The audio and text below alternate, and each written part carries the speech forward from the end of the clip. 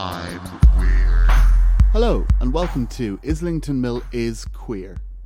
This is a series of audio interviews covering the queer history of Islington Mill, one of Salford / Greater Manchester's most legendary and important artistic spaces. My name is The Nihilist, aka Niall O'Connell, and over the course of these interviews I'll be speaking with some of the creatives who have been involved in the history of Islington Mill, as well as those who are currently working here and those who are going to be involved in Islington Mill's future moving forward. The purpose of these interviews is to document the history of Islington Mill, but also to shine a light on the queer side of that history, which up until now probably hasn't been highlighted that much. As queer people existing in a heteronormative society, it is important that our history is documented, but it's also important that we get to tell our history ourselves so that nothing gets mistranslated or misunderstood in that documentation. And so, the format of these audio recordings is going to be fairly straightforward. It's just a 1-to-1 or 1-to-more, however many is needed, interview between me and, as I've already mentioned, the creatives who are queer and have been heavily involved in Islington Mill's past and present and future. And so, to get the ball rolling, I decided to sit down with Riv Burns, who has been very instrumental in Islington Mill's past, most notably as part of Off With Their Heads and as live music act booker here at Islington Mill for roughly about the first half of the past decade. Also, Riv was instrumental in helping myself and my partner Joe Spencer, who we used to work together under the banner Tranarchy, in bringing the American queer performer Christine to Islington Mill for a number of years in what was almost like a summer residency that Christine did here, probably best known under the name Bummer Camp. So yes, welcome to episode 1 of Islington Mill is Queer, with me, the Nihilist, and our first special guest, Riv Burns. Riv Burns, do you remember the first time you ever saw Islington Mill, or were made aware of its existence? I do, and I remember being absolutely terrified, but also astounded. Yes, I do. Do you want me to go into please, it? Tell me, yeah. I had been in Manchester for just a month and a half, and I'd been to see a band it's the place that's next to Albert Hall now, but it was the basement. I think it was called like Chicago Rock Cafe or something awful. And I went to see this Canadian band called The Organ, who I was friends with at the time. And so it was a 5-piece kind of like Smiths kind of vibe from Canada. And watched the band, and talking to them at the end, they were like, oh, we're going to go to this party. I was like, sweet. And they're like, you should come. I was like, amazing, yeah, all right, that'd be great. So bundled into a taxi with 2 of my friends and 2 complete strangers who turned out to be Jane Compton and Deb Jump, who ran Club Brenda at the time.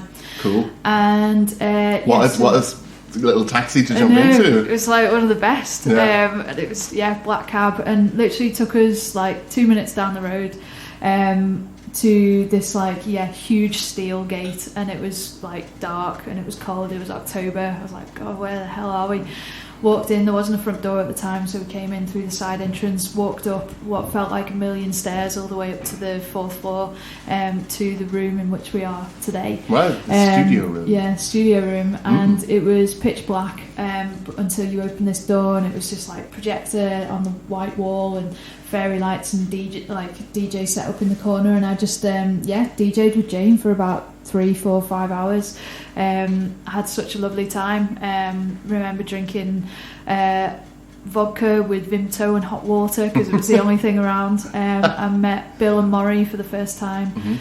And just kind of found a little home, and then left at kind of 6, 7 in the morning, as you always do at your very first experience of Islington Mill, I think.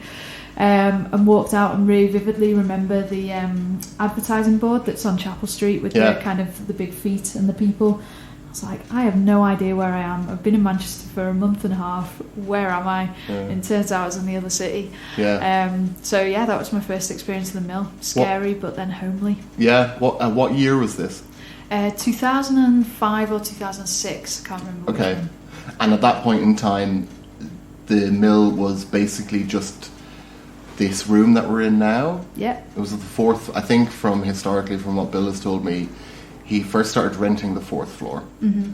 And then having those little parties here. So was that at the time when I think Bill was just using this floor? Yeah, it was. Right. I remember walking down, and as I say, it was dark, but you could see silhouettes of like ladders and stuff in some of the spaces. So he's obviously starting to do the renovations of splitting the space into studios. Cool. And I believe Rachel Goodyear was here at the time, still in the same space she occupied then. Yeah. And yeah, so there were a few people here already occupying studios, but it was very much being built as well. Mm-hmm. Yeah. You went on to have a much more embedded, deep relationship with the mill. You were working here. Could you tell me how that came about?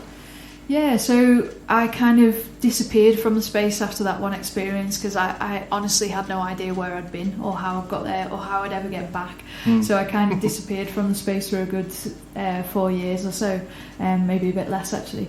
And then I was involved in a record label called Red Deer Club, which was a kind of folk label based in Manchester, and we hosted a night at Islington Mill, and so I came in and I was like, oh, this I remember this place, and it looks a lot different now. This was probably late 2009. Yeah, it was our Christmas party 2009. Met Bill and Maury again, and Dunk who ran Red Deer Club, was very connected to a festival that happens here called Sounds From the City, and so in 2010 I started volunteering with Sounds From the City as a volunteer manager. Mm-hmm. Something I didn't know. I'd googled and I was like, oh, I think I can give that a good stab. Mm-hmm.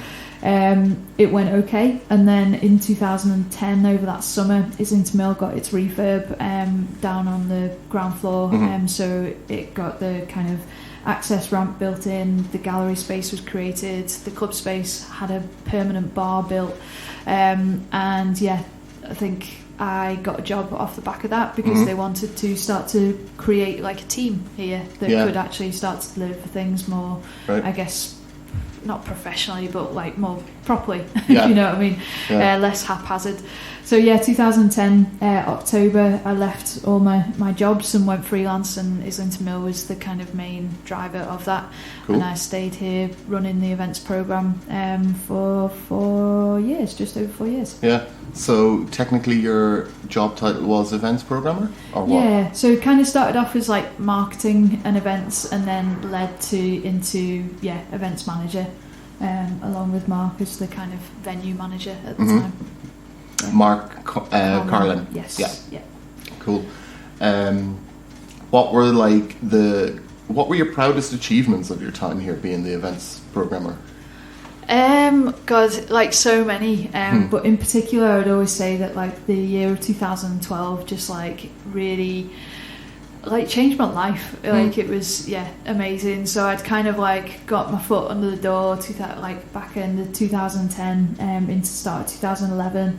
And then started having like a few more kind of creative inputs. I remember putting on Austra in 2011 as one of the first shows that I'd done here, and then in 2012 was the Queen's Jubilee, and we did a whole bunch of events around that period of time, including loads with yourself. So I ran a kind of promotions company alongside that was basically my job, called Off With The Heads, and that aim was a kind of an idea that Bill and I had come up with, of just doing more queer parties and creating a home for the kind of queer parties that used to happen so often at the Mill with Club Brenda, and had started to happen less as the venue had become more kind of venue-like and a structure and needed to have income and blah blah blah. So we tried to bring some of that back in, and putting on acts in that year from like, I think there was 1 month in particular, we put on Grimes, Mickey Blanco, Savages, and Hunks and His Punks, and then finished it with the Queen's Jubilee all in like a month. Oh, and Quado and Laurel Halo. It was just like insane. The energy that I feel like happened within that year was just awesome. I remember that period quite well as well, because I got a support slot on the Mickey Blanco date, which was incredible. We got to hang out with Mickey backstage, awesome. But also I think for the Queen's Jubilee, that might have been when we did the Joyce Division's Big Fat Gypsy Wedding. Which was a lot of fun. It was. Yeah. Yeah, we broke a world record in the Queen's Jubilee. So I worked with Mother's Ruin on that event alongside Cheryl, and it was basically like a huge kind of collaborative effort. Yeah. But yeah, we broke the world record was when we did the royal wedding celebration actually with Mother's Ruin, and we basically made a train out of, like a wedding train, out of carrier bags. So we basically raided Sainsbury's over and over and got everybody's recycled carrier bags, tied all these handles together, and did a parade from the Mark Addy, which is now sadly shut, where we met the Drunk at Vogue boat party. And then we brought the party all the way up, carrying this train all the way along Chapel Street. And I think at one point it went from like the Mark Addy was still bundled up, and we were already at the Trinity Way crossroad. Like, it was long, and quite a sight to behold. So that was really special. And yeah, just doing silly things like that, like and quite conceptual parties and stuff. I really loved it and miss it. You mentioned Off With Their Heads. Can you tell me a bit more about what that was? Yeah, so I guess it was like a party come live music promoter in a simple kind of form. But it was very collaborative in its essence. So some of the parties we had kind of like 6 or 7 different collectives involved, like yourself with Tranarchy, and everyone from Chew Disco to Off the Hook to Good Afternoon to Trashorama to like so many people at Mother's Ruin, X Collective, Volkov Commanders, Cheryl, like all involved sometimes in just like one party. And it was the way that I always approached it was to try to do something that people didn't expect. That's what I feel like the Mill has always done, is to kind of give you something that seems very simple, like in its like presence on paper, like a gig, but actually you walk into it and it's completely different.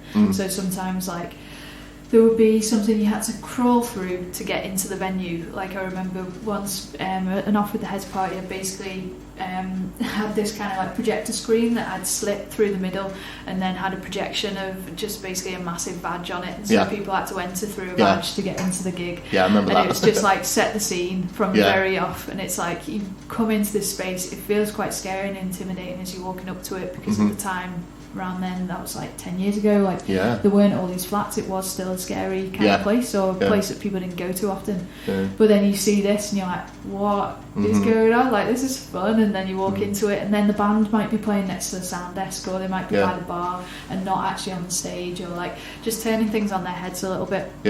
And utilising like that mix of art and music was like really important for me. And can I ask you what your own background is before you came to work at the Mill? What did you study and what you trained in?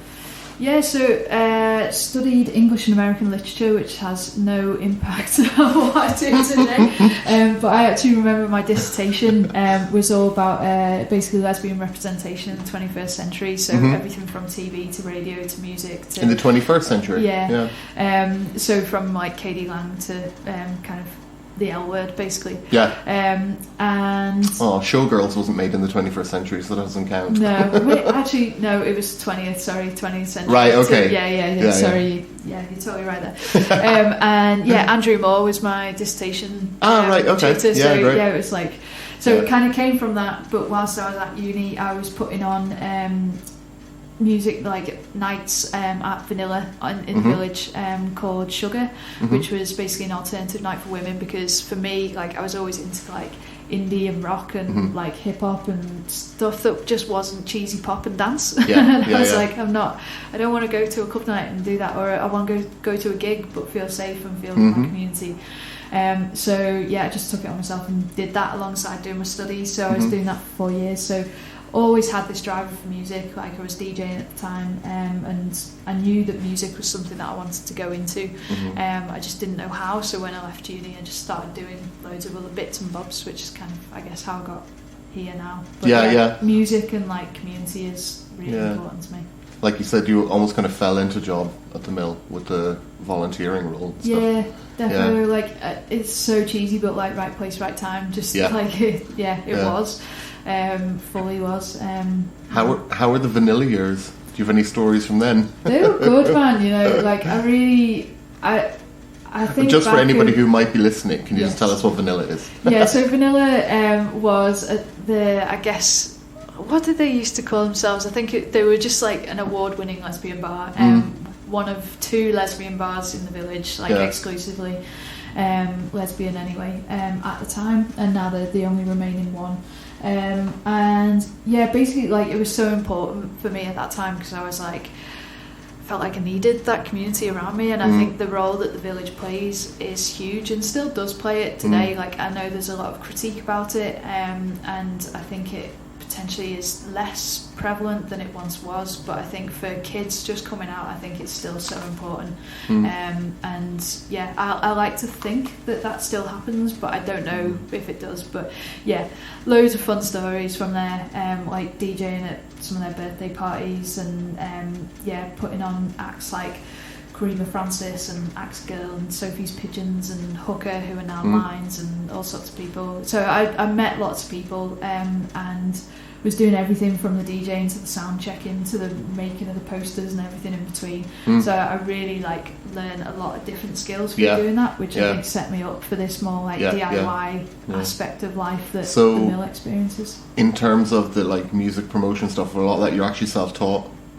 Yeah, cool. Absolutely no like education or like kind of even learning from others, to be honest. Like a lot of it was really self-taught, and then later on I started to be able to learn from others. Just for clarity for anybody who might be listening to this at some point in the future, it's 2021 and the country has been in lockdown now for almost a year. And it is, I feel it's quite, not funny is not the right word, but kind of weird talking about the village and what it represents to youth, because I'm not sure if that's going to be there when we come out of this lockdown, especially, I know, well, I mean, I'm not sure, is Vanilla still there? As in, it was functioning up until last March, was it? Yes, until last March it was, yeah. But I don't know if coming out of lockdown, if, for instance, the people who run Vanilla own that bar, or are they, you know, are still paying rent to landlords, because I think a lot of venues that are in that position where they don't own the actual building that they're working from, they're paying rent to the landlords. I don't know if they're going to come back after lockdown. So it is like what you were saying about the village being like very necessary for queer youth as a space to come out and stuff like that. I'm wondering about the future of the village, and especially now that, like, I don't know if you've been down there lately, but the amount of new builds that have gone up there, like, there must be at least, kind of similar to this area that we can look out the window, like, there's a whole bunch of new buildings gone up, and it's like, there's probably about 1,000 new residents in that area, and they're all, like, vertical, so they're not, like, taking up the spaces of the bars and stuff, they're just plonked right into the middle of what is traditionally Manchester's, like, queer village. And I'm wondering if that potentially spells the end of what we have had as the village. Like, do you have any thoughts about that? Like, yeah, I mean, I think it's been rocky for a number of years. Like, I think there's been monopoly kind of going on there as well, and I think a lot of changing of hands of bars and brands and things like that kind of creeping in, more restaurants. I think it has been on as kind of not a decline, because I feel like that makes it sound like it's over, but I think there has been a lot of change happening there over the past few years, but I think there are still some really key places that are there, and I hope will continue to be there, but I don't think there will be the variety that, say, we had in 2005 when I first came here. There will never be that variety again, I don't think. But hopefully there's enough for people to still feel like they have a community, because I think it's so vital. But also, like, I think places like the Mill and the White Hotel and like other kind of queer spaces have opened up that mean that the village maybe doesn't have as much of a role to play as it once did, because there are now multiple homes that aren't just in one space. The joy of the village is you can go there and you can go from bar to bar to find the right place that you feel comfortable in. Whereas obviously with other places they're spread across the city.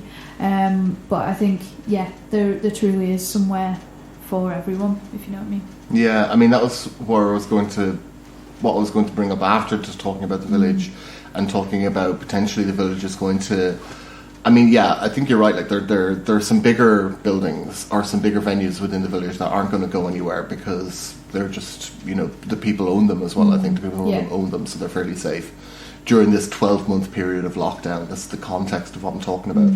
But there are a lot of other ones that I think are just going to disappear. But I think it's, as someone who came to Manchester a lot later in life and didn't really need or use the village as a place to find myself and my sexuality necessarily, I've never had that really deep connection to the village itself. What's more important for me is taking queer culture and queer visibility outside of the village, actually, I agree. and seeding it and watching it grow in general in both Manchester and Salford, because sometimes the village can be a bit like a ghetto, if I'm honest. Like the way Pride is run there, big conversation, don't really want to get into that now, but it's like it has its negative aspects as well. And I think one of the great things about finding the mill, and also when me and my partner started putting on Tranquil events here and stuff and working with yourself, it was that idea of trying to seed queer culture outside of the village, because not everyone feels comfortable going to the village as well. That's the other side.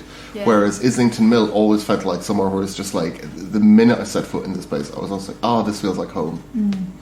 Yeah, I fully agree, and I think as somebody who's kind of like tread the line between the two for so long, I totally see the pros and cons of them all. And I think it's just great that we live in a city that has multifaceted type of like space for everybody. And so and I also think, bearing in mind that so many of the spaces are actually geared towards cis male gays, and there's, like you said, there's was 2 lesbian bars in the village. How many gay bars are in the village? Dozens. And there's like 2 lesbians. It's like, proportionally representation and stuff like that. I mean, I'm not a lesbian, so I don't know, but do you feel that like Manchester could be better for lesbian representation, and also places for queer female people to feel comfortable and go to? And that's a really tough one, because I think like having 2 bars to go to was like a bit of a joke when I was like in the village. It was like, oh, which one do you go to tonight? Like and there was always like real competition between the 2 as well. Whereas actually I think in me creating Sugar, I think I was actually saying I don't feel comfortable in either of these spaces, so I need to create my own space within this space to do that. And like it was full every Wednesday, like it was mad. So there was obviously an appetite for it.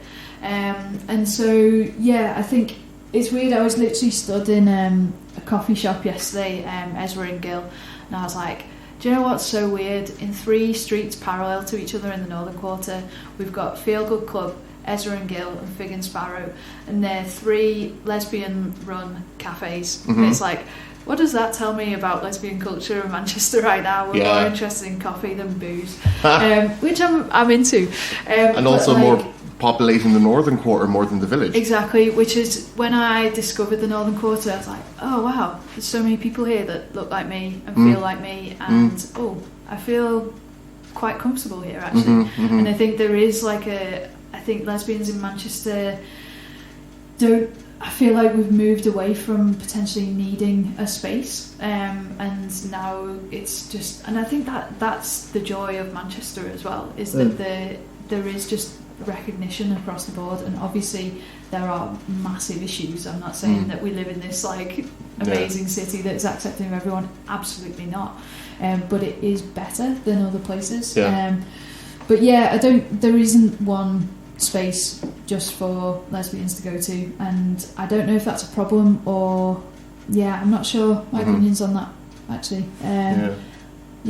I think it would be nice to have somewhere that was more geared to us, but I actually also think it's nice to like meet other people. Like I don't just want to talk to lesbians all the time. True, that is true. I mean, and that's kind of like my point about seeding queer culture outside of the village as well, because it means that like my partner always talks about, I guess I'm going to have to talk about Pride a little bit, because it is the flagship representational event that is supposed to represent our communities, even though a lot of us within the communities don't really feel it does that. But also the way it is literally run, for anyone who might be listening to this and doesn't know, it's run from within the village basically, and they just erect this huge fence around the village and then charge people to go in and out of the village. And it's like they're literally ghettoising the village and then charging us to come in and out of what is normally our space anyway, supposedly. But beyond that, Joe's always kind of like my partner, who I promote stuff with. He's always kind of like looking at Carnival, and he always compares how Carnival is run as a representation of a specific community within the Greater Manchester area to how Pride is run. And he says, like, Carnival, they go to Alexandra Park and it's big and it's open to the public and it's free and people just walk into the park and they're a part of Carnival. And, you know, whereas Pride is shutting ourselves off into the village and charging people to come in and out. And Joe's always kind of like, Pride needs to leave the village and find a home that's bigger than the village to accommodate more people, but also that, like, doesn't have to charge people to go in and out, so that people who have no experience of queer culture can just come and have a look and satisfy their curiosity. Because it's like, I do understand how if you're not a part of this culture, it can seem very alienating from the outside. But the reality is, it's not that alienating. Most people are quite accepting.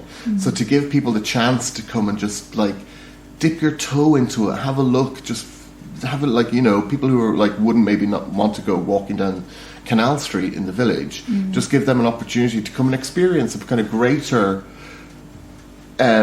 experience of queer life in Manchester and what that means, rather than constantly keeping it to this place that we already go to for that. I think that's like, if we could take Pride out of the village, even though I know so many of the businesses in the village really depend on it for the livelihood, I get that, but theoretically it's like, it is supposed to be about kind of integrating queer culture into the larger culture of the city, and I don't know if it does that.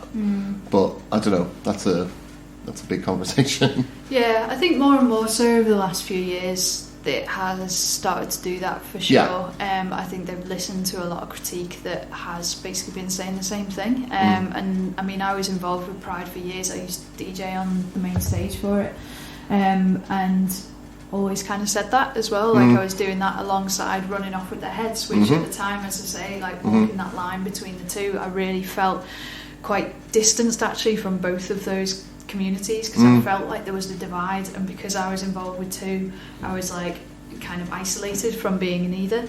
And so I've definitely felt that kind of critique of it from both angles, and I think they've listened and are starting to do things like with the kind of Superbia programme and kind of doing more outreach stuff. I think time will tell, and I guess like the experiment with Mayfield Depot and stuff allowed the village to kind of be a bit more open last time round, I believe. I wasn't actually there, so I don't know firsthand, but I think it will change. I think it has to change, because the scene in Manchester has changed from like early 90s Queer as Folk, kind of that scene that we all know so well from kind of mainstream television now, is very different to where we're at in 2021. Yeah, very different. And Manchester is very different as a city as well. Like, I assume in 1990s Manchester, I couldn't have walked into the Northern Quarter and probably felt comfortable, or like walked down to Salford and felt comfortable.